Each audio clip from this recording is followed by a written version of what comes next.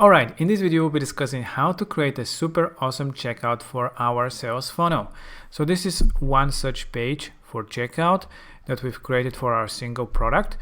You can modify everything however you want, adjust the design, add some really cool offer, scarcity element. So that depends what you're trying to do. So you can fully customize it. Now we have different designs when you're creating a checkout page. So you have when you create such checkout page, you can see the designs here. So you can add any of the designs that we have, or of course fully customize it to your likes. So this is the checkout area, and here is the actual checkout widget that is going to be submitting the payment. So this is where the customers would be adding their information and submitting it. So you have different options for the checkout itself. Here we have it in 2 steps, and it is with pre-selected product. So the checkout itself have the 2 options to pre-select what products the person would be buying. So if you have specifically one product funnel, that's basically the best way. You just pre-select the product. They don't have to choose anything. It's there. So they just purchase it. And then you have the checkout with a cart. So this is basically if you have a previous step where people can add to cart a product and they'll be purchasing that product or products into the checkout section. So in this case, we'll be looking into pre-selecting a product. You can select multiple if you wish, if you want to sell multiple products in the checkout that are pre-selected, or just a single one like we did in this case. And they'll be filling this information and going to the next step. These things you can change from the styling option.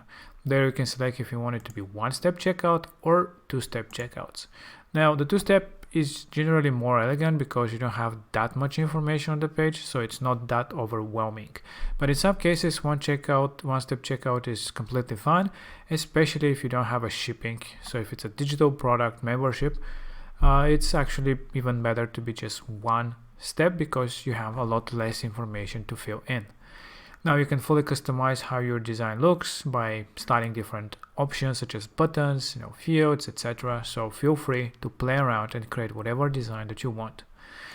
This is the secure checkout badges. So this is really cool to have such guaranteed safe checkout, encrypted connection, all these things. So you can add it with this option for secured checkout. The other option that you can do is the show. Here, this is the summary settings. So you have the 2 options, either to have it on the side or to be below. So right now we have the summary below. So it's like this. But if you want to have it on the side, let's just see how it looks. So we just applied it, and it's too narrow. So we can just assign here the size to be a bit more. More room to breathe, and you can see here the design how it is when it is the summary on the side. So it really depends on what kind of a checkout you have. Generally, I think this is a great look when you have more products. When it is 1 or 2 products, it's fine to be below. But especially add to cart and more products, it is nice to have it on the side. But again, it's personal preference. Basically, there is no difference from usability standpoint. So you have these options to play around with and have the checkout however you want. So let's just have it below. And when you have, of course, you have this if you want to show the summary on mobile devices above or below. So this is important for mobile devices if you have such summary as well. So let's just have it as it is here with 1-step checkout and the summary being below. You have other options such as if you want to allow discounts, what is the thank you page. So if you want to add a different thank you page, not the next step, you can just select what step of your checkout of your funnel to go to. So here is the option for a thank you page. You can allow customer registration. So if you want people to register with the creation of the checkout, so the actual purchase, to be able to create a registration is also available. To not ask for address. So if you don't want to ask for address when purchasing services, memberships, digital products, so you can have this option selected, and basically this area will be gone because it's not necessary. And of course the adding tags. So you can add people who are purchasing specifically for this from this checkout. So you can add some kind of a tag, and you'll see that tag for every user that purchases. So this is very useful if you want to segment users by where and what they purchased. And if you want to add extra fields, this is the option for that. So if you want to add extra questions to the form, so whatever it is, you can do it from here. For example, terms and conditions. You want people to, to accept terms and conditions. You can go to customize field, and here you have the default ones, which are for any general checkouts that you can add, like phone numbers and other things. But you can also add additional fields, and you can select what kind of fields you want to have.